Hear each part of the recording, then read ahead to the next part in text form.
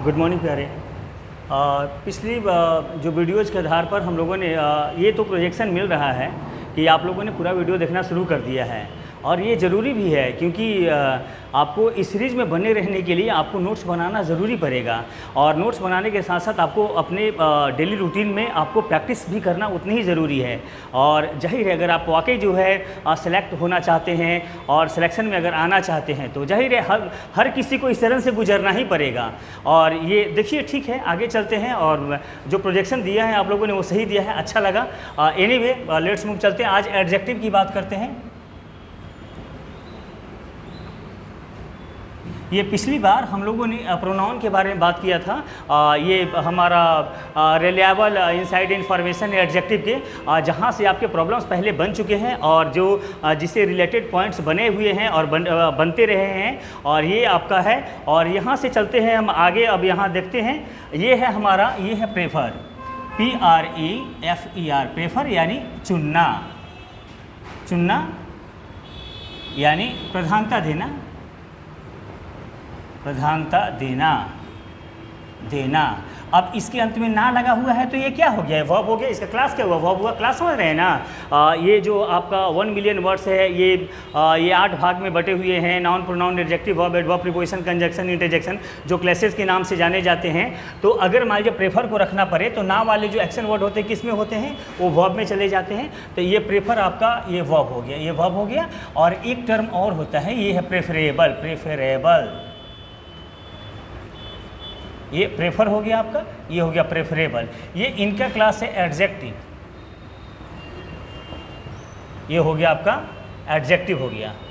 पुनः अब समझेंगे यहाँ पर, ये हो गया आपका, ये प्रेफरेबल हो गया आपका, ये हो गया आपका बेहतर, बेहतर, श्रेष्ठ, श्रेष्ठ कहिए इसका, श्रेष्ठ।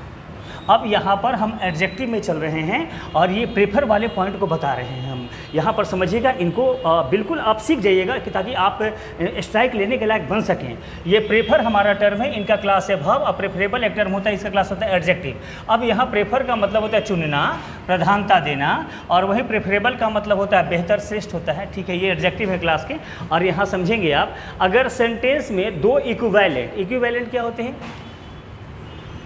ये है हमारा इक्विवेलेंट। तो दो इक्विवेलेंट्स को अगर प्रेफर या प्रेफरेबल के सहायता से जोड़ा जाए, जैसे ही प्रेफर्स, प्रेफर्स, अगर प्रेफर या प्रेफरेबल के सहायता से दो इक्विवेलेंट्स को आपस में जोड़ा जाए तो इक्विवेलेंट समतुल्य, समतुल्य में क्या होंगे? समतुल्य में दो नाउन हो सकते हैं, दो प्रोनाउन, दो एडजेक्टिव, दो प्रीपोजिशन, दो इन्फिनेटिव, दो जेरेंड, दो पार्टिसिपल, कुछ भी हो सकते हैं। अगर प्रेफर की सहायता से या प्रेफरेबल की सहायता से दो इक्विवेलेंट आपस में जुड़े रहे, ही प्रेफर्स मिल्क, मिल्क यानी वह मिल्क को चुनता है, प्रधानता देता है, मिल्क, ही प्रेफर्स मिल्क। अब देन टी। अब यहाँ समझेंगे, आमतौर पे कंपैरेटिव डिग्री में देन के इस्तेमाल किए जाते हैं, लेकिन अगर सेंटेंस प्रेफर से जुड़ा हुआ रहे, प्रेफर अगर दो इक्विवेलेंट को, दो इक्विवेलेंट कौन कौन आए? मिल्क आ गए, टी आ गए। तो अगर प्रेफर की सहायता से दो इक्विवेलेंट आपस में जुड़े रहें तो देन का इस्तेमाल नहीं करके वहाँ टू का इस्तेमाल किया जाएगा, टू का। इन केस अगर if two equivalents are just joined with the help of prefer, in that case we just use to before the second equivalents, यानी दूसरे इक्विवेलेंट के पहले हम टू का इस्तेमाल करते हैं। वही बात प्रेफरेबल के साथ होता है, जैसे विंटर, विंटर इज, ये हो गया आपका प्रेफरेबल, ये प्रेफरेबल। Summer, summer. तो अगर मान लिया जब प्रेफर हो या प्रेफरेबल हो, प्रेफर का मतलब क्या होता है? ये क्लास इसका वर्ब है, इसका मतलब चुनना, प्रधानता देना। और प्रेफरेबल जो होते हैं हमारे ये एडजेक्टिव होते हैं, ये होते हैं बेहतर, श्रेष्ठ होते हैं। आमतौर पे प्रेफर की सहायता से अगर दो इक्विवेलेंट्स, इक्विवेलेंट्स क्या होते हैं? ये समतुल्य होते हैं। तो ये दो इक्विवेलेंट में दो नाउन, दो प्रोनाउन, दो एडजेक्टिव, इन्फिनेटिव, कुछ भी आ सकते हैं। यहाँ दो नाउन आए हुए हैं। तो अगर प्रेफर की सहायता से दो इक्विवेलेंट को जोड़ा जाए तो सामान्यतः क्या होता है? Generally we just use than for comparative degree.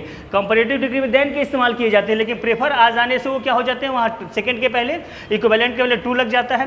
और प्रेफरेबल के साथ भी यही होता है, प्रेफरेबल अगर आ जाता है तो वहाँ भी अब टू का ही इस्तेमाल किया, जैसे विंटर इज प्रेफरेबल। अब यहाँ क्या हो गया? टू समर, ये टू समर। पुनः अब थोड़ा बने रहेगा, बट पॉइंट को तोड़ रहा हूँ, पॉइंट को थोड़ा सा लेवल को उठा रहा हूँ,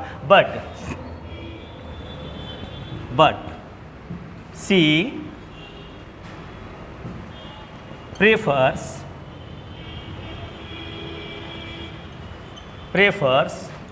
to walk than to run। वह दौड़ने से कहीं ज़्यादा बेहतर टहलना पसंद करती हैं। तो सी प्रेफर्स टू वॉक। अब ये क्या हो गया, टू वॉक क्या हो गया, 2 + V1 क्या होता है, इन्फिनेटिव होता है। तो ये इन्फिनेटिव हुआ ना प्यारे, ये इन्फिनेटिव हो गया, और ये 2 + V1 क्या हो गया, ये भी इन्फिनेटिव हो गया। अब पुनः समझें, अगर प्रेफर की सहायता से 2 इक्विवेलेंट जुड़ा रहे तो वहाँ पर दूसरे इक्विवेलेंट के पहले 2 के इस्तेमाल किए जाते हैं। अगर प्रेफरेबल की सहायता से जुड़े रहे वहाँ भी दूसरे इक्विवेलेंट के पहले 2 के इस्तेमाल किए जाते हैं। लेकिन अगर मान लिया जाए कि प्रेफर की सहायता से 2 इक्विवेलेंट न जुड़कर 2 इन्फिनेटिव जुड़ा रहे, यानी 2 + V1 2 + V1 जुड़ा रहे, तो उस अवस्था में दूसरे के पहले 2 का इस्तेमाल नहीं करके रैदर देन का इस्तेमाल करते हैं। यानी यहाँ क्या आ जाएगा, रैदर देन दूसरे इक्विवेलेंट, दूसरे इन्फिनेटिव के पहले रैदर देन आएगा। और जब ये कॉमन लेंगे तो दूसरे इन्फिनेटिव के पहले से 2 को हटा देते हैं। पुनः समझेंगे बात को। अब यहाँ से 2 हट गया, यानी पुनः अगर आम तौर पे PREF या प्रेफर हमारा वर्ब है, इनका मतलब चुनना होता है, प्रधानता देना होता है, और वहीं प्रेफरेबल जो होते हैं ये एडजेक्टिव है, इनका मतलब बेहतर होता है, श्रेष्ठ होता है। पुनः अगर प्रेफर की सहायता से 2 इक्विवेलेंट क्या होते हैं, इक्विवेलेंट होते हैं जो समतुल्य होते हैं, बराबर के होते हैं। In case if 2 equivalents are just joined with the help of prefer, in that case we just use 2 before the second equivalent. अगर प्रेफर की सहायता से 2 इक्विवेलेंट आपस में जुड़ा रहे तो दूसरे के पहले 2 के इस्तेमाल किए जाएंगे। देन का हटा दीजिए, देन का नामो निशान यहाँ से हटा देना है। पुनः अगर जैसे ही prefers milk to tea, winter is preferable, prefer के साथ जो हाल है वही प्रेफरेबल के साथ भी होगा, दूसरे के पहले 2 के इस्तेमाल किए जाएंगे। और पुनः केस और बन रहा है कि अगर प्रेफर के सहायता से 2 इक्विवेलेंट के रूप में 2 इन्फिनेटिव अगर आ जाए, इन्फिनेटिव क्या होते हैं, 2 + V1। सेंटेंस में जब कभी 2 आ जाए उसके बाद V1 आ जाए तो 2 + V1 इन्फिनेटिव का एक सेट बनाते हैं, वो सेट जो होते हैं इन्फिनेटिव बनाते हैं। तो अगर प्रेफर की सहायता से 2 इन्फिनेटिव आपस में जुड़े हैं, सी प्रेफर्स टू वॉक, यहाँ इन्फिनेटिव हो गया, और यहाँ टू रन, तो दूसरे के पहले रैदर देन का इस्तेमाल किया जाएगा, और दूसरे इन्फिनेटिव के पहले से 2 को हटा दिया जाएगा। ये कॉमन लेंगे तो इस 2 को हटना पड़ेगा, यहाँ से 2 को हटा दिया। फाइनली क्या होगा, she prefers to walk rather than run. ये करेक्ट हो गया आपका, ये करेक्ट हो गया। इनको देख लीजिएगा और याद रखिएगा, सेट के अंत में 5 आपके जो हम 5 से 10 20 का सेट हमने बनाया था। एक दिन में सारा सेट क्लियर करवाना मुश्किल था, इसलिए हमने क्या किया कि 5 पहले वाले लेक्चर में, उसके बाद 10 से 15 इस पिछली बार हमने दिया था, 15 से 20 आज हम डिस्कस करवाएंगे। और जो प्रोजेक्शन आप लोगों ने दिया है वाकई वो दर्शा रहा है, वो अभी तक दिखा रहा है कि आप लोगों ने अपना नोट्स बनाना शुरू कर दिया है और आगे आप बढ़ने की इच्छा जाहिर कर रहे हैं। इसमें कोई शक नहीं। लेट्स मूव इट, चलिए इसको देखा जाए और चलते हैं अगले पॉइंट में।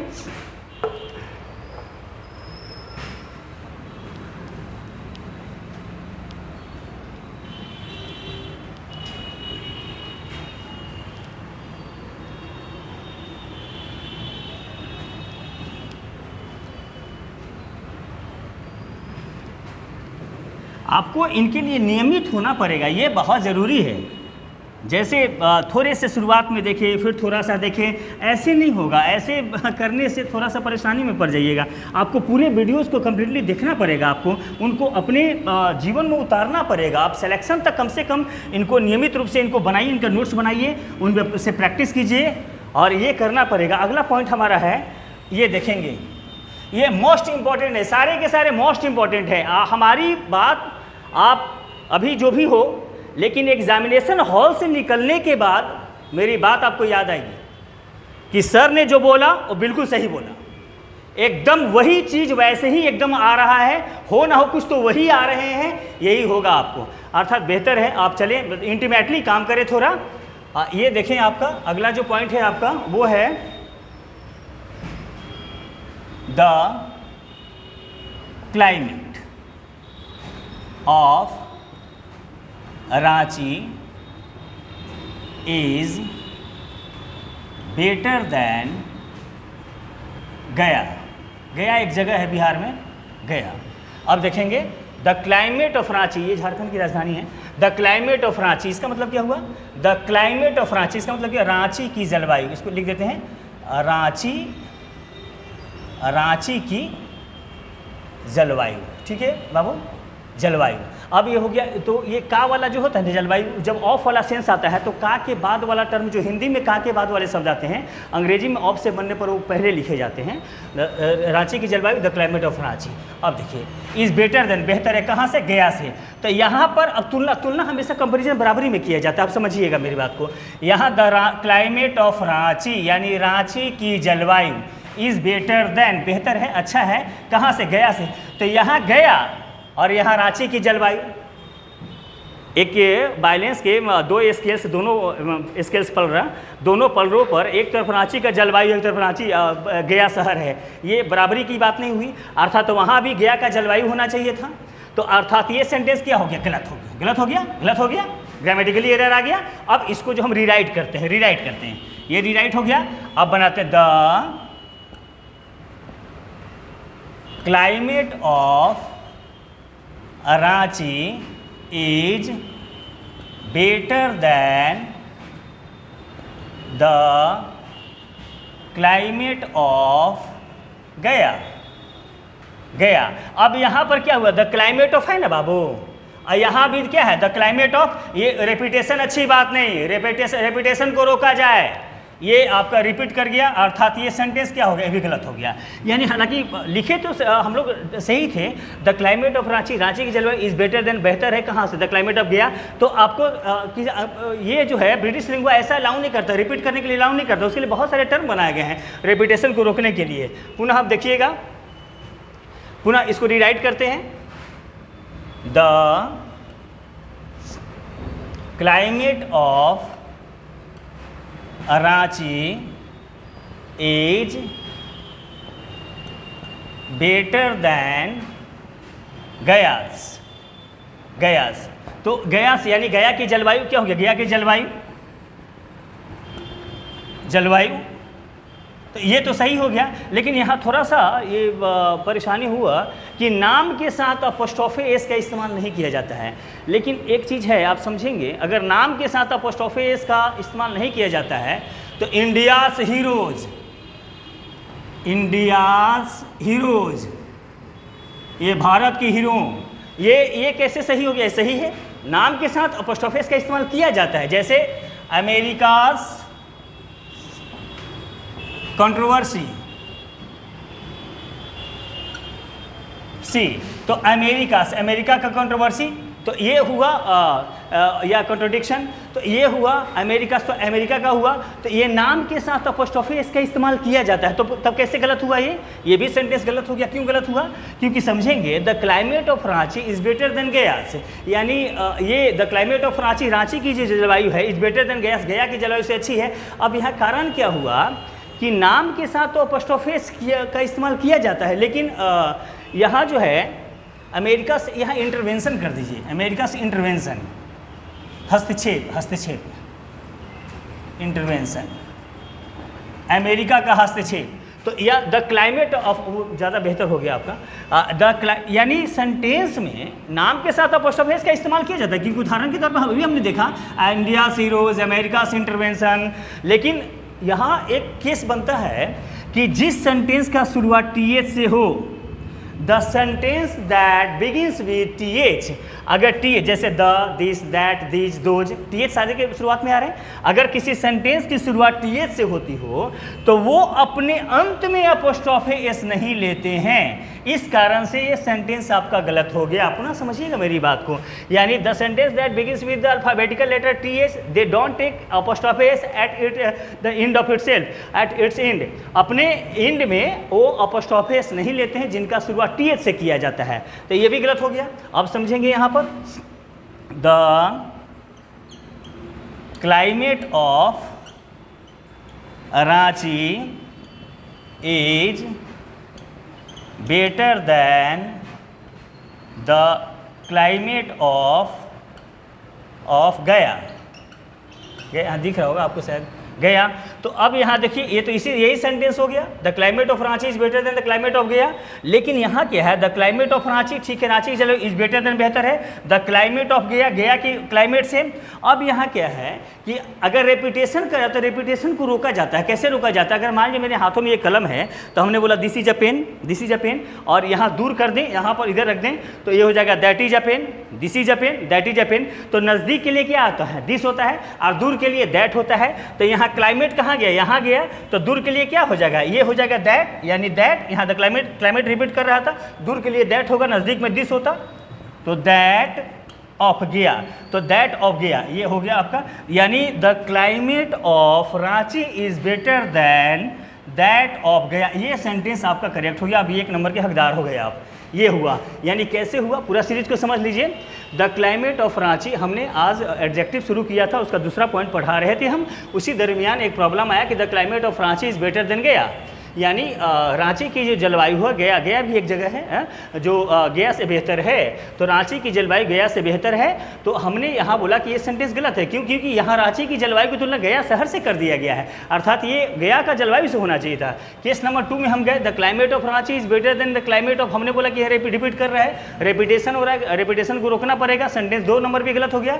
स्टेप 3 में जब गए हैं, the climate of Ranchi is better than गया से, तो हमने गया के साथ अपोस्ट्रोफी एस का इस्तेमाल किया, वो भी गलत हो गया। क्यों, तो हमने वहाँ पर बताया कि नहीं, ऐसा कॉन्ट्रडिक्ट किया बात को कि अब ये अब जैसा कि थीम मिला कि अपोस्ट्रोफी एस का इस्तेमाल जगह के नाम के साथ नहीं किया जाता है, तो हमने बोला कि होता तो है, इंडिया हीरोज, अमेरिका इंटरवेंशन, ये तो होता ही है, तो वहाँ भी गलत हुआ। लेकिन वहाँ एक तर्क ये दिया गया कि नहीं, द सेंटेंस दैट, हाँ ठीक है, वो इंडिया हीरोज ये सही जगह के नाम के साथ अपोस्ट्रोफी एस के इस्तेमाल होते हैं, लेकिन अगर किसी सेंटेंस की शुरुआत TH अल्फाबेटिकल लेटर है, TH से होता हो, जैसे the, this, that, this, those से होता हो, तो वो अपने अंत में अपोस्ट्रोफी एस नहीं लेते, they don't take apostrophe S at its end, वो अपने अंत में नहीं लेते हैं, अर्थात ये सेंटेंस आपका गलत हो गया। पुनः फाइनली हमने क्या किया, the climate of Ranchi is better than, the climate यहाँ पर आ रहा था, द क्लाइमेट नज़दीक के लिए दिस का इस्तेमाल होता है, दूर के लिए दैट का इस्तेमाल होता है, हमने दैट का क्लाइमेट के लिए दैट का इस्तेमाल किया, ऑफ गया कर दिया।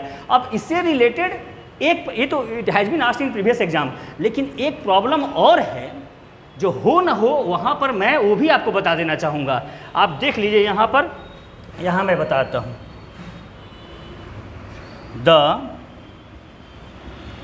ये दिख रहा होगा मेरे ख्याल से आप लोग को, the students of Patna is better than Gaya, the students of Patna is better than Gaya, बस वैसा ही प्रॉब्लम है, थोड़ा सा चेंज है। अब देखिएगा, the students of Patna, Patna के विद्यार्थी, तो अब यहाँ स्टूडेंट्स है, अब यहाँ ई देखिए, प्रीपोजिशन के पहले आने वाले नाउन के अनुकूल वर्ब का इस्तेमाल किया जाता है सेंटेंस में। जब कभी सेंटेंस में प्रीपोजिशन आता हो तो वर्ब का इस्तेमाल प्रीपोजिशन के पहले आने वाले नाउन के अनुकूल किया जाता है। अब ये प्रीपोजिशन कौन है, ऑफ है, और ऑफ के पहले कौन आ रहा है, स्टूडेंट्स आ रहा है, तो स्टूडेंट्स यहाँ प्लूरल है कि सिंगुलर है, प्लूरल है। अब यहाँ वर्ब क्या हो जाएगा, आर। इतना तक तो हम लोगों ने ठीक किया। The students of Patna are better than Gaya, यानी better than the students of Gaya हो जाना चाहिए, better than the students of Patna. तो अब यहाँ पर दैट का इस्तेमाल, बेटर देन, तो दैट का इस्तेमाल करेंगे, तो दैट ऑफ, तो दैट ऑफ आया। तो यहाँ देखिए, यहाँ स्टूडेंट्स था, तो स्टूडेंट्स आपका प्लूरल में है, तो प्लूरल में है तो दैट के बदले यहाँ क्या दोज ना हो जाएगा, THOAC, दोज ऑफ। तो अब ये फाइनली क्या बना आपका, यानी the students of Patna are क्यों हुआ, क्योंकि प्रीपोजिशन के पहले आने वाले नाउन के उनको वर्ब के इस्तेमाल किए जाते हैं। अगर वो नाउन सिंगुलर होगा तो वर्ब सिंगुलर होगी, और अगर वो नाउन प्लूरल होगा तो वर्ब प्लूरल होगी। The students of Patna are, यहाँ इसके बदले में आर का इस्तेमाल किया, आर बेटर देन, यहाँ दैट ऑफ नहीं होगा क्योंकि यहाँ प्लूरल में, यहाँ पर क्लाइमेट सिंगुलर में था, दैट था, तो इसलिए दैट आया। यहाँ स्टूडेंट्स है प्लूरल में, अर्थात वहाँ दोज हो जाएगा, दूर के लिए, नज़दीक के लिए दीज होता प्लूरल में, तो दोज ऑफ गया हो गया। ये आपका सेंटेंस सही हो गया। इस पर भी विशेष ध्यान दीजिएगा, और उम्मीद करते हैं आप ये पूरी तरह अच्छी तरह समझ गए होंगे। थोड़ा सा प्रैक्टिस कर लीजिएगा इसको, और चलते हैं आगे। याद रहे, आज भी आपको 5 प्रॉब्लम सोल्व करवाए जाएंगे।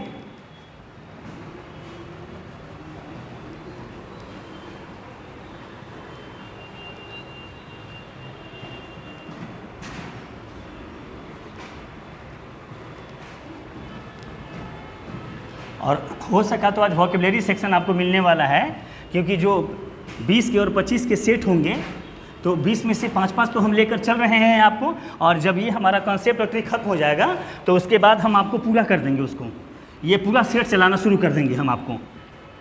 तो बशर्ते उसके पहले इन जानकारियों का भी होना बहुत ज़रूरी है आपके लिए। फिर देखते हैं कहाँ परेशानी होगी, क्योंकि सेट जब शुरू करेंगे तो आपको बनाने का अवसर देंगे, हम बताते बताते लिखते लिखते आपको अवसर देंगे। देखते हैं जहाँ परेशानियों को देखा जाएगा उसको मरम्मत कर लिया जाएगा, उसको ठीक किया जाएगा, आगे बढ़ा जाएगा। आगे चलते हैं।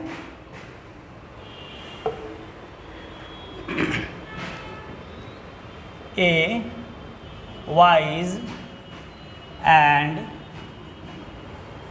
Intelligent man, a man wise and, इसको ठीक से लिख दूँ ताकि आप भी बनाते रहें, सीखते रहें। A man wise and intelligent, ये जी है, इंटेलिजेंट। उन्हें देखिए, ए wise intelligent brave and handsome man, a man wise, intelligent, brave and handsome। अब देखिएगा, ये आपका वाइज का क्लास क्या हुआ, एडजेक्टिव क्लास समझ रहे हैं ना क्लास। पहले आप इन सभी चीज़ों को थोड़ा पुख्ता कर लीजिए, है ना, क्योंकि मेरे पास तो समय की थोड़ी कमी भी तो है, मेरे को लेकर जाना भी आपको एग्जाम से पहले। अब कमी एग्जाम्स के लिए हम बता रहे हैं, उसके पहले कम से कम हमको 20 से ये लेक्चर देकर आपको पुख्ता कर सेट का प्रैक्टिस करवाकर बहुत सारा काम अभी हमें करना है। तो ये थोड़ा सा जानकारी समझिए आप। ये क्लास में एक बार जो बता दिया तो ये उसको समझिए। क्लास जो हमारा 1 मिलियन वर्ड्स है ना, जो ब्रिटिश लिंगुआ का आंकड़ा भी देता है मोटा मोटी, तो बहुत सारे वर्ड्स के बारे में तो नहीं बताता है, जैसे कैसे सम डिस्प्यूटेड लैंड है जो इनका है कि उनका पता ही नहीं चला, तो वैसे हैं। तो ये जो है हमारा है, तो ये क्लास 8 दुनिया जो 1 मिलियन वर्ड्स हैं 8 क्लास में बांटे गए हैं, यानी 8 घर हुआ, इनका 8 बसेरा हुआ, noun, pronoun, adjective, verb, adverb, preposition, conjunction और इंटरजेक्शन। तो इसी तरह जो भी आप वर्ड बोलेंगे उनका 8 में से एक घर में रहना ही रहना है। तो वाइज का क्लास क्या हुआ, एडजेक्टिव हुआ, एडजेक्टिव, और इंटेलिजेंट का क्या हुआ, एडजेक्टिव हो गया, ये दोनों एडजेक्टिव हो गया प्यारे। अब मैन का क्या हो गया, man noun, okay, noun noun, और यहाँ मैन क्या हो गया, नाउन, वाइज एडजेक्टिव, और ये इंटेलिजेंट एडजेक्टिव। अब यहाँ बात समझेंगे, अगर सेंटेंस में जब कभी एक कोई नाउन आता हो और उस नाउन की सेवा में 2 एडजेक्टिव आता हो, 2 एडजेक्टिव आता हो, पुनः समझेंगे। अगर सेंटेंस में जब कभी किसी नाउन का इस्तेमाल किया जाए और उस नाउन की सेवा में 2 एडजेक्टिव आता हो, तो उस अवस्था में नाउन का इस्तेमाल सेंटेंस के अंत में किया जाएगा। पुनः अगर किसी नाउन, ये नाउन हो गया, नाउन की सेवा में 2 एडजेक्टिव आता हो तो उस अवस्था में नाउन का इस्तेमाल सेंटेंस के शुरुआत में किया जाएगा। Grammatically correct, both the sentences are grammatically correct, दोनों सेंटेंस ग्रामेटिकली करेक्ट। पुनः सेंटेंस में वाइज क्या हो गया, adjective, intelligent adjective, brave adjective, handsome adjective, man noun, और वही चीज़ यहाँ आ गया, man noun, wise adjective, adjective, intelligent adjective, brave adjective, handsome adjective. अब यहाँ आप रिप्लेसमेंट देख रहे हैं इसका कि ये कौन कहाँ चला गया, एडजेक्टिव यहाँ आ गया, एडजेक्टिव पहले आ गया है, नाउन बाद में गया है, और यहाँ पर नाउन पहले आ गया है, एडजेक्टिव बाद में गया है। पुनः अगर एक ही नाउन की सेवा में 2 एडजेक्टिव का इस्तेमाल किया जाए तो उस अवस्था में नाउन सेंटेंस के एडजेक्टिव के बाद और पहले दोनों अवस्थाओं में इस्तेमाल किया जा सकता है, ग्रामेटिकली करेक्ट। पुनः लेकिन बट यहाँ तोड़ देता हूँ, ये पॉइंट टूट गया आपका। बट अगर एडजेक्टिव की संख्या 2 से ज़्यादा हो और नाउन एक हो, एक ही नाउन की सेवा में अगर दो से ज़्यादा एडजेक्टिव आ जाते हों, तो उस अवस्था में नाउन जब भी रहेगा तो सेंटेंस के शुरुआत में ही रहेगा। अब यहाँ नाउन हो गया, यहाँ पहले एडजेक्टिव हो गया, नाउन यहाँ चला गया है, तो सेंटेंस के जब शुरुआत में एडजेक्टिव के पहले रहेगा तो यहाँ पर नाउन है, तो ये सही हो गया, ये गलत ना हो गया, ये गलत ना हो गया आपको, ये गलत ना हो गया, क्योंकि यहाँ पर नाउन को बाद में एडजेक्टिव की संख्या दो से ज़्यादा हो गई। एक ही यहाँ दो तो थी, तो दोनों के लिए आगे पीछे कहीं भी इस्तेमाल किया गया वो सही माना गया। लेकिन अगर एडजेक्टिव की संख्या दो से ज़्यादा हो जाए तो उस अवस्था में नाउन को जब भी रखा जाएगा सेंटेंस के शुरुआत में ही रखा जाएगा और एडजेक्टिव को बाद में रखा जाएगा। अर्थात ये 3 नंबर का गलत, 4 नंबर का सही। इट्स ओके, चलते हैं आगे।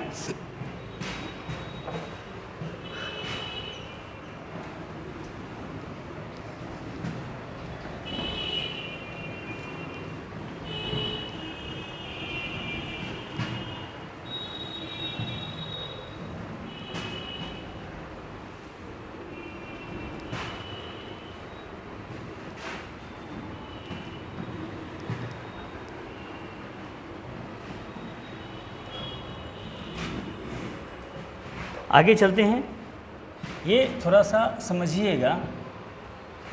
ही इज वाइजर दैन ओल्ड। ये मैं 4, 5, 6 टाइप्स का एक ही बार बता देता हूँ ताकि आप एक साथ बारी बारी समझेंगे तो बहुत लेंदी भी होगा, लंबा भी हो जाएगा ये। तो एक ही बार आप इनको अंतर कर लीजिए सब में कैसे ये बनते हैं। He is wiser than old, he is more wiser than old. तीसरा, ये पहला 1 है, ये 2 है, ये 3 है। He is more wise than old. ये आपका 4 नंबर में आ गया प्यारे। He is wiser, he is more wise than his, ये हिज है, हिज ब्रदर, पुनः ही इज 5 नंबर में आ गए। He is more wiser. एकदम समझ जाना इसको, क्योंकि ये अपने आप में समझिए 6 को मैं एक साथ क्लियर करके पूरा ये मैं ख़त्म ही कर दूंगा इन्हीं में इनको। He is more wiser than his brother. और ये छठा है आपका, he is wiser than his brother. ये समझेंगे अब। जैसे अब यहाँ वाइजर कौन डिग्री है? वाइजर कंपैरेटिव डिग्री है, कंपैरेटिव डिग्री है, ये कंपैरेटिव डिग्री हो गया। और देन ओल्ड, और यहाँ आदमी कितना है? एक है आदमी, ही है ना। उसी की अगर एक ही आदमी की 2 क्वालिटी का चर्चा किया गया है यहाँ पर, अगर एक ही आदमी की 2 क्वालिटी का चर्चा किया जाए, जैसे ही इज वाइजर देन ओल्ड, वो अपने उम्र से कहीं ज़्यादा बुद्धिमान है, तो अगर in case if 2 qualities of a same person are just expressed in that case ER adjective, ER is not used. पुनः समझेंगे हिंदी में, अगर एक ही व्यक्ति की 2 क्वालिटी का तुलना किया जाए तो उस अवस्था में ईआर वाले एडजेक्टिव का इस्तेमाल नहीं किया जाता है। If 2 qualities of a same person are just compared in that case adjective ER is not used. ये शायद समझ में नहीं है आपको।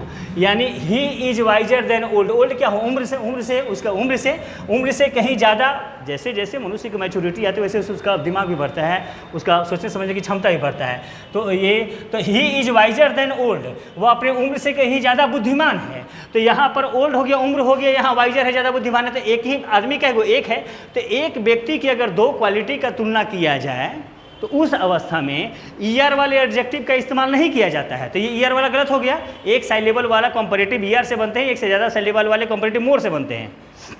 उनका सुपरलेटिव मोर से, एक से ज़्यादा साइलेबल का, और जो एक साइलेबल होगा उनका सुपरलेटिव बनता है ईएसटी से। पुनः अब देखिए, ही is more visor than old. अब यहाँ आदमी कितना? एक, क्वालिटी कितना? 2 हो गया क्वालिटी। तो उस अवस्था में अगर एक ही व्यक्ति का 2 क्वालिटी का तुलना किया जाए तो वहाँ मोर वाले का तो इस्तेमाल किया जाता है। लेकिन मोर कौन डिग्री? Comparative degree. और वाइजर कौन डिग्री? Comparative degree. तो यहाँ डबल कंपैरेटिव का दोष ना आ गया सेंटेंस में। मोर भी कंपैरेटिव डिग्री, वाइजर भी कंपैरेटिव डिग्री, डबल कंपैरेटिव का दोष आ गया सेंटेंस में, अर्थात ये सेंटेंस क्या हो गया आपका, गलत हो गया, गलत हो गया। पुनः 3 नंबर में देखेंगे he is more wise than old, यानी यहाँ पर ये आदमी कितना, एक वाइज देन ओल्ड, यानी कहीं ज़्यादा अपने उम्र के हिसाब से वो कहीं ज़्यादा बुद्धिमान है, तो ही इज़ मोर वाइज। तो अगर एक ही व्यक्ति की 2 क्वालिटी का तुलना किया जाए, if 2 qualities of a same person is just compared, in that case adjective more is used. तो अगर एक ही व्यक्ति की 2 क्वालिटी का तुलना किया जाए तो मोर वाले एडजेक्टिव का इस्तेमाल किया जाएगा, तो ये सेंटेंस आपका सही हो गया, सही हो गया। पुनः ये 4 नंबर में देखिएगा, जैसे ये हुआ आपका कि he is more wise than his brother, अब आदमी कितना हो गया, he is more wise than his, वो अपने भाई से कहीं ज़्यादा बुद्धिमान है। तो अगर यहाँ 2 आदमी आ गया, उसका तुलना किससे किया गया, उसके भाई से किया गया। तो अगर if 2 persons are compared, in that case adjective more is not used. अगर 2 व्यक्तियों की तुलना किया जाए तो मोर वाले एडजेक्टिव का इस्तेमाल नहीं किया जाएगा, तो ये गलत ना हो गया, ये गलत हो गया, ये गलत हो गया। पुनः 5 नंबर देखिएगा, ही is more visor then his brother, यहाँ मोर कौन डिग्री, कंपैरेटिव डिग्री, और यहाँ वाइजर कौन डिग्री, कंपैरेटिव डिग्री। तो यहाँ एक व्यक्ति का 2 क्वालिटी या 2 व्यक्ति का तो कोई बात ही नहीं आ रही है, तो डबल कंपैरेटिव का दोष आ गया, सेंटेंस ऐसे गलत हो गया आपका। और ये 6 नंबर देखेंगे, he is wiser then his brother, वो अपने भाई से कहीं ज़्यादा बुद्धिमान है, तो ही is wiser then his brother, कितने आदमी, 2 आदमी तुलना किया गया, 2 आदमी को तुलना किया गया। तो in case if 2 persons are compared, in that case adjective ER is used. अगर 2 व्यक्तियों का तुलना किया जाए, 2 व्यक्तियों के गुण का नहीं, 2 व्यक्तियों का तुलना किया जाए, तो उस अवस्था में ईआर वाले एडजेक्टिव का इस्तेमाल किया जाएगा, ये आपका सही हो गया, ये सही हो गया। पुनः एक बार इसको अच्छी तरह देख लीजिए आप, और जैसे समझ लीजिए, उसके बाद आप देखते रहिएगा आप इनको। He is wiser than old, वह कहीं उम्र के हिसाब से कहीं ज़्यादा बुद्धिमान है। तो अब यहाँ पर एक व्यक्ति का 2 क्वालिटी हुआ था, तो अगर एक व्यक्ति की 2 क्वालिटी का तुलना किया जाए तो ईयर वाला इस्तेमाल नहीं किया जाएगा, 1 नंबर गलत हो गया। 2 नंबर में आए, यहाँ डबल कंपैरेटिव का दोष आ गया, सेंटेंस गलत हो गया। ये तीसरा है, ही इज मोर, अगर एक ही व्यक्ति की 2 क्वालिटी का तुलना किया जाए तो मोर वाले का इस्तेमाल किया जाएगा, सेंटेंस 3 नंबर सही है, ग्रामेटिकली करेक्ट हो गया। 4 number, he is more wise than his brother, वो अपने भाई से कहीं ज़्यादा बुद्धिमान है, बेहतर है, होशियार है। तो अगर एक व्यक्ति की 2 व्यक्तियों का तुलना किया जाए, उसका उसके भाई का किया गया है, तो उस अवस्था में मोर वाले एडजेक्टिव का इस्तेमाल नहीं किया जाएगा, कंपैरेटिव का। पुनः 5 number, he is more wiser, यानी डबल कंपैरेटिव का दोष आ गया है, more comparative degree, wiser comparative degree. Sentence में अगर डबल कंपैरेटिव का दोष आ जाए तो उस अवस्था में सेंटेंस तो ऐसे गलत हो जाएगी हमारी। 6 number, he is wiser then his brother, 2 व्यक्तियों का तुलना किया गया है, उसके और उसके भाई का, उस अवस्था में ईयर वाले का इस्तेमाल किया जाएगा। ये देख लीजिए इनको।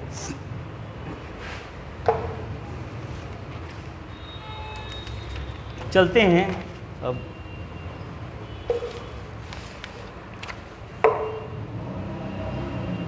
चलते हैं सेट में। अब प्यारे, सेट के बारे में आपको बता देते हैं हम कि एक 20 का सेट है, 20 क्वेश्चंस का सेट हमने तैयार किया, और उस सेट में एक ही दिन में 20 क्वेश्चंस को सोल्व करवाना थोड़ा मुश्किल सा है, इसलिए हमने प्रत्येक लेक्चर के बाद 5-5 क्वेश्चंस को सोल्व करवाना, उसको डिस्कस करना शुरू किया। तो अब यहाँ से हम देखते हैं कि हम इसके पहले वाले, ये तो हमारा 6th लेक्चर होगा शायद, तो ये हम ये 4th में 1 to 5 किए थे डिस्कस, और 5th में हमने 5 to 10 किया था। आज हम 11 to 15 करेंगे, ये करेंगे। और जो नए बच्चे हमारे हैं वो पहले की इस सीरीज है, ये सीरीज है, और इस सीरीज के बाकी पहले के भी वीडियोस को देखेंगे नहीं, हमारी बात को कितने लोग सुन रहे हैं ये बहुत मायने रखता है, कितने देख रहे हैं, वीडियोस देख रहे हैं, बहुत मायने रखता है कि कितने अपने जीवन में उतार रहे हैं, कितने समझ रहे हैं, ये ज़्यादा मायने रखता है। अर्थात एक अच्छा नोट्स बनाकर आप क्रमबद्ध तरीके से उस पर मेहनत कीजिए और उसको आगे बढ़िए। आपकी सोच, आपका ट्रस्ट ही आपका विजय है। पहले भी मैं बोल चुका हूँ, अभी भी बोल रहा हूँ और बोलता रहूँगा। आपका विश्वास ही आपका विजय है। और आगे चलते हैं, ये फिल इन द ब्लैंक्स है।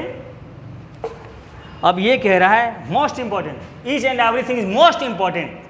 आप ये देखेंगे, ये 11, मैं सेट का क्वेश्चन नंबर यहाँ लिख देता हूँ, क्योंकि 1 से 5 में करवा चुका हूँ, फिर उसके बाद वाले सेट में 5 नंबर में 5 से 10 करवाया। अब 11 से चलते हैं। The 2 persons never resemble the two, fill in the gaps है, fill in the gaps और blanks, हाँ। The two persons never resemble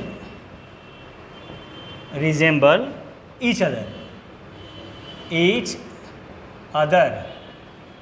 other हैं। मैं इधर लिख देता हूँ, आपको परेशानी होगी। Each other. अब देखेंगे ऑप्शन दे रहा है विद ए, और ये बी कह रहे हैं टू, सी कह रहे हैं ऑफ, और ये डी कह रहे हैं ये कह रहे हैं नो वर्ड। अब ये समझिए ये, अब सुनिए द टू, एकदम इनको समझना नहीं, इनको याद कर जाइए आप इनको याद ही कर जाइए आज, ऐसे ही होगा। अगर आप सभा के सिलेक्टेड स्टूडेंट्स के प्रथम पंक्ति में बैठना चाहते हैं तो इन सबको बस अपने जीवन में उतारते चलिए, अपने प्रैक्टिस में, अपने स्ट्राइकर, एक अच्छा स्ट्राइकर बनने के लिए आपको अपने जीवन में उतारना पड़ेगा इनको। The two persons never resemble का मतलब क्या होता है? टू बी लाइक मतलब प्यारे एक जैसा होना। क्या? एक जैसा होना, यानी the two persons never resemble, कभी भी नहीं एक जैसा होते हैं ईच अदर, एक दूसरे के। तो रिजेंबल के साथ एक विशेषता है, resemble never take any preposition with itself. Resemble कभी भी अपने साथ किसी प्रीपोजिशन का इस्तेमाल नहीं करता है। सेंटेंस में जब कभी रिजेंबल का इस्तेमाल किया जाए तो रिजेंबल बगैर प्रीपोजिशन का आता है, तो यहाँ पर कोई प्रीपोजिशन नहीं होगा और ये सेंटेंस आपका सही हो गया। यानी कहाँ जाएगा? नो वर्ड जाएगा ना। रिजेंबल के साथ ना ही तो विद के इस्तेमाल होते, ना ही टू के इस्तेमाल, ना ही ऑफ का, नो वर्ड। याद रखिएगा, don't forget, be remember, resemble का मतलब टू बी लाइक, एक जैसा होना, इनके साथ प्रीपोजिशन का इस्तेमाल नहीं किया जाता है। चलते आगे।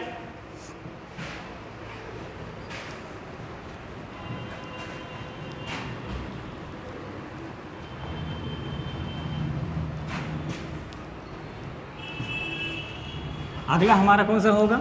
ये हम चल गए 12 में जाएंगे। ही डाइड, 12 हो गया। He died. Fever,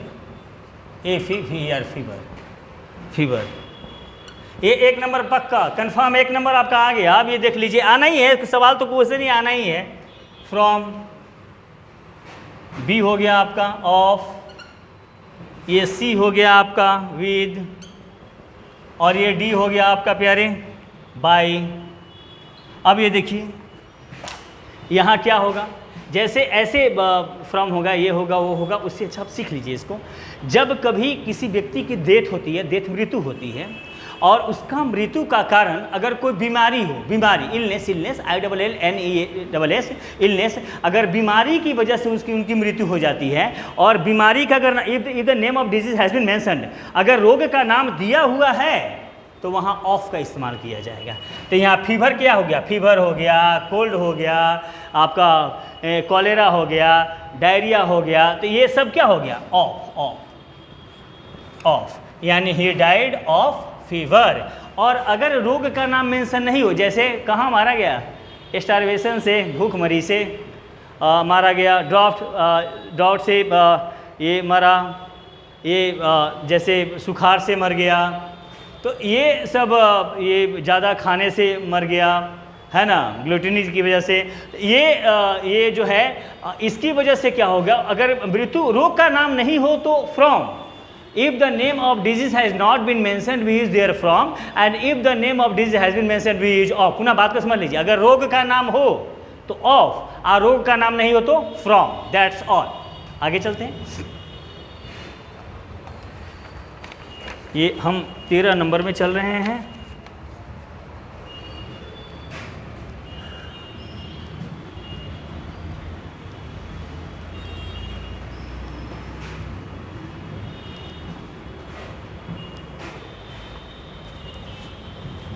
The noise comes from, the noise comes from the river,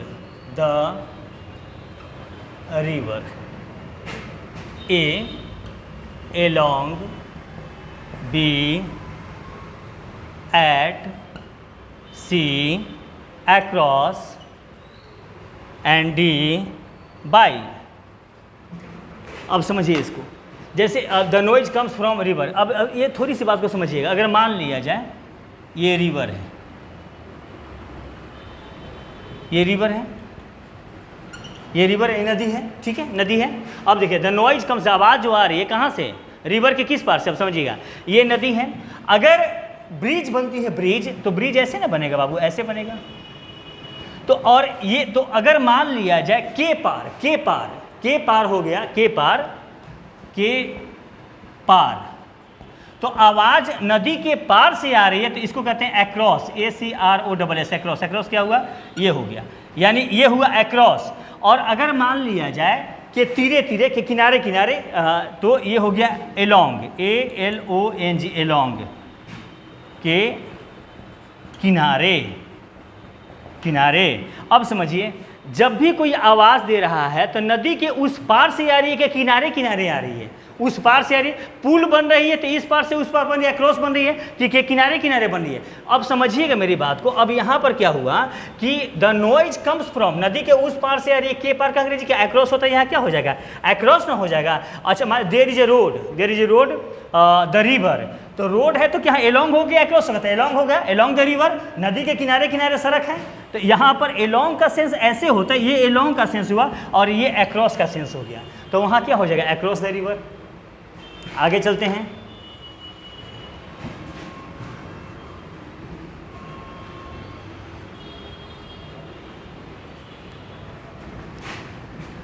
आप कंसेप्ट और ट्रिक्स के साथ इन सभी चीज़ों पर बहुत ज़्यादा ही ध्यान दीजिएगा आप। लेकिन बहुत स्टूडेंट्स ऐसे कि यहाँ तक पहुँचते ही नहीं है, शुरुआती में थोड़ा सा देखे बस, उसके बाद छोड़ दिए। एंटोनिम है, ये अपोजिट उल्टा, वॉलंटरी। बताइए क्या होता है, ऐच्छिक, क्या होता है, ऐच्छिक, valuable, A, B, violent, C, compulsory, और D, डेलिबरेटली, डेलिबरेटली। अब बताइए वॉलेंट्री क्या होता है, ऐच्छिक, ऐच्छिक, ऐच्छिक हुआ ना बाबू, तो ऐच्छिक का क्या हो जाएगा, कंपल्सरी, अनिवार्य। जहाँ पर जो चीज़ आपके लिए ऐच्छिक है, जब आए गए नहीं गए, छोड़े नहीं किए, अटेंड किए नहीं, तो ये वहाँ पर कंपल्सरी अनिवार्य हो जाएगा, तो सी ना हो जाएगा, क्योंकि वैल्यूएबल क्या महत्वपूर्ण हो गया, वायलेंट हिंसक हो गया, डेलिबरेटली जानबूझकर, क्या हो गया, जानबूझकर, बुझकर, कंपल्सरी अनिवार्य हो गया, तो क्या हो, वॉलेंट्री का क्या हो जाएगा, कंपल्सरी। मोस्ट इंपॉर्टेंट याद रखिएगा आप, वॉलेंट्री का कंपल्सरी, ऐच्छिक। आगे चलते हैं 15, आज का आखिरी सवाल, ये वन वर्ड है, ये बताइए आप, देखिए, और हो सकता है कि मुझे लगता है कि ये आंसर आप गलत कर देंगे जो आगे अभी बताने वाले हैं हम, और it has been asked.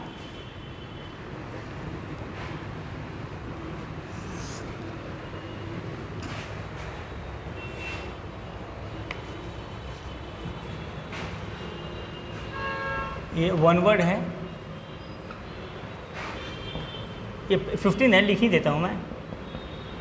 Careful in, careful in spending money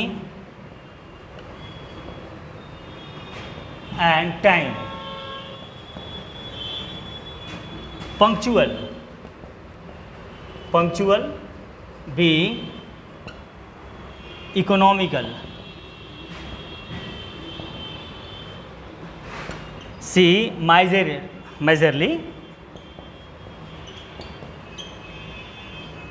calculative.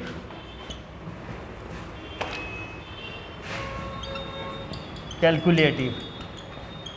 अब यहाँ ये बनाइए आप, देखिए तो careful in spending money and time. मैं समझता हूँ कि आप में से ज़्यादातर बच्चे बेशक बताएंगे ये इकोनॉमिकल, लेकिन ऐसा है नहीं, ये गलत है। अब समझिएगा मेरी बात क्यों हुआ, मैं बताता हूँ, अपना तर्क देता हूँ मैं।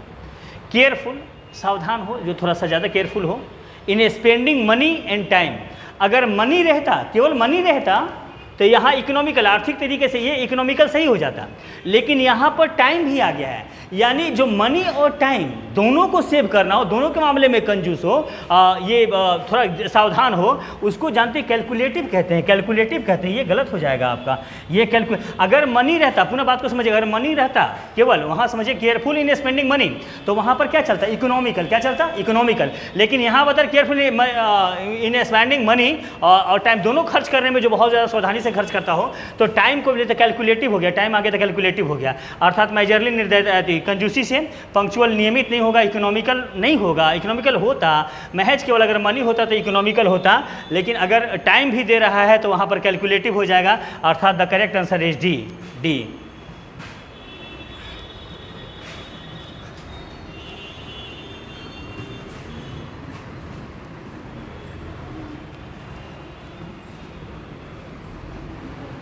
ये हो गया आपका। और पुनः आपको एक बात बता देते हैं हम कि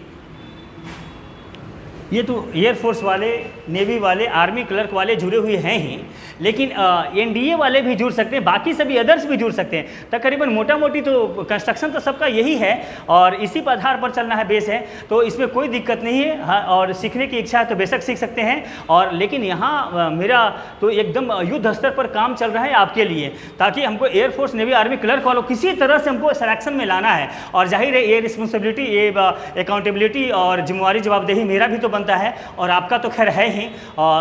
बस नदियाँ चले चले रे धारा, चंदा चले चले रे तारा, तुझको चलना होगा, आपको तो चलना ही पड़ेगा। और समझते ही हैं, जो डूबा तीन पाइया गहरे पानी बैठ, मैं बापूरे बुरंडरा रहा किनारे बैठ। और जो गोता लगाएगा उसी इस अमृत को समझ पाएगा। तो ठीक है, और हम चलते हैं, हम अगला वीडियोस देंगे। तब तक इसको बढ़िया से जो प्रोजेक्शन आपने दिया है, जैसा कि मैं देखा हूँ, तो ये बहुत अच्छा लगा कि वाकई आप नोट्स बना रहे हैं। ये तो प्रोजेक्शन मिल गया हमें, ये तो कन्फर्म हो गया मैं कि आप ढलने का प्रयास कर रहे हैं, आप नोट्स बना रहे हैं, अपने साथ प्रैक्टिस कर रहे हैं। ये थोड़ा बहुत जो प्रोजेक्शन मिला है उसके आधार पर मैं बता रहा हूँ। My good wishes and blessings to you. लेकिन थोड़ा सा इसको औरों तक पहुँचा दीजिएगा और आप तक भी सुविधापूर्वक अच्छी तरह पहुँचता रहे, इसको ध्यान में रखिएगा। और थोड़ा बाकी आप अपना काम कीजिए, मैं अपना काम कर रहा हूँ। आगे बढ़ते रहिए, तरक्की करते। My good wishes and blessings to you. Thank you very much, thank you.